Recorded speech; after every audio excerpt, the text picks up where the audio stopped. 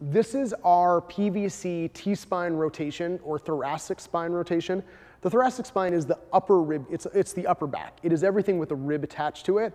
There's 12 of those vertebrae. And so when we get into this rotation, our goal is to remember not that we're trying to rotate the low back, we're actually trying to create mobility and range of motion through the upper back. So Janelle's gonna step forward with her right foot.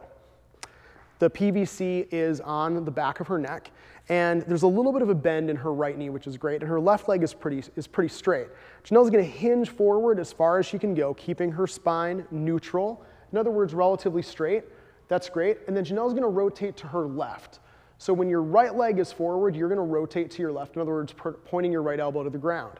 Now, if you can hook your right elbow inside your right knee, cool, you can do that, but you don't have to. Janelle's looking up slightly, so she gets a little bit of a rotation through her neck. Then I'm gonna have her unwind, so she's facing the ground again, and then come back up. Step forward, and then I'll have you go to the other side in a second. It's really important when we come into and come out of this position that we always remember that we go in by hinging and then twisting, and then on our way out, we untwist and then we unhinge. If we were to change the order, where I twist and then I hinge on my way in, the likelihood of putting a tweak into my low back or feeling something that I don't want to feel goes way up. That hinging first actually locks my hips and my low back somewhat into place, so when I twist, it's more likely to be in my upper back, which is the thing that we're after. We'll go to side number 2 here. So Janelle's gonna bring her left foot forward and her right foot back. And can you bring your right foot in a little bit so you're more flat on that foot? Great. Left knee has some bend. Janelle's gonna hinge as deeply as she can in.